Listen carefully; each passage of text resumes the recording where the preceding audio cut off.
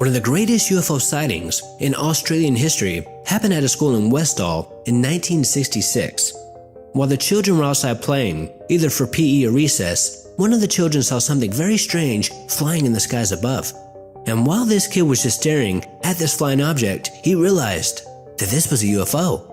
Then he yelled out to his classmates, look, it's a flying saucer." And all the kids looked up and they too saw this craft. And this craft really scared them, and some of them even started to scream.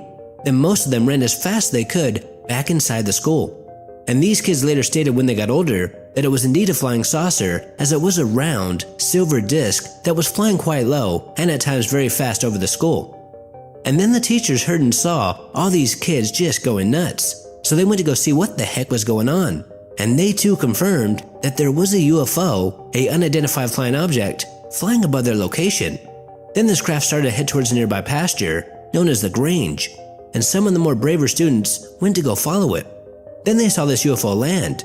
So one of the students, a young girl by the name of Tanya, walked up and touched it, and right after she touched it, she passed out. And the other kids were extremely frightened by this, so they ran back to the school. And not too long after this, these students and teachers saw 5 airplanes flying right above them. Then this flying saucer took off at amazing speeds from the nearby pasture. It was as if these planes were trying to follow this UFO, and it also seemed that these airplanes were military. Now, it wasn't just the students and teachers that had seen this craft. It is estimated that more than 400 people in total that lived within this area had also seen it. And some of the students remember seeing an ambulance in the pasture where Tanya had passed out. And according to some of the articles that I read, this young girl was never seen again. Then a couple of hours later, some very mysterious-looking government officials showed up at the school, and they told these children and teachers to never speak about what it was that they had seen. And at about the exact same time, some of the school faculty saw what they believed to be more government employees taking soil samples and pictures over at the pasture where this UFO had landed. Then before the children were allowed to go home, a school assembly was called, and the principal told these kids that what they had just seen was not real. It did not happen, and there was no need to discuss it further, which is a very odd thing to say, making many believe that the Australian government must have threatened the principal. But despite all these threats, these children and some of the townsfolk did come forward, and soon journalists caught wind of this amazing sighting, and they started to head towards this town in droves. And when the journalists were interviewing some of these eyewitnesses, the police showed up and ordered them to leave. But by that time, there was already enough information leaked, and pretty soon all of Australia and the world knew about this mass UFO sighting. Now, some believe that this was a weather balloon, as according to a local newspaper, a weather balloon was launched that morning. But all these eyewitnesses swear that what they had seen on that day was not a weather balloon. They truly believe that it was some sort of highly advanced craft. And many doubt that this was some sort of top secret military aircraft, as why would they fly it right over a school at low altitude and land close by? That just makes no sense. So many believe that this was extraterrestrial in origin, making this one of the most credible mass UFO sightings in history.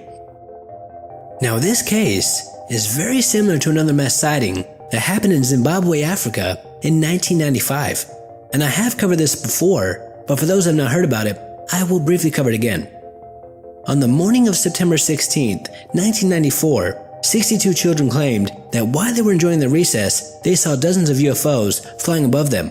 And these students just stopped what they were doing and stared in awe at these objects. Then one of these UFOs landed in a field right next to them, and these kids came face to face with 2 small gray alien beings with huge eyes and very thin necks. And these aliens told these kids telepathically that we needed to take better care of our planet. Then they left. Then these kids ran back to the school and told all the adults about what they had just seen and encountered, and they were just going crazy. Now, not one adult had seen these UFOs, so they thought that these kids were just making this all up. So the principal came up with a plan to call each child in one by one and ask them what they had seen, and also to draw a picture of what they saw.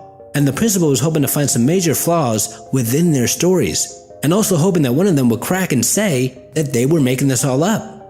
But not one of these students did. They said that what they saw was real, and there were no flaws in any of their stories, and their pictures were all extremely similar. Now, 62 students said that they had seen these UFOs and these 2 alien beings.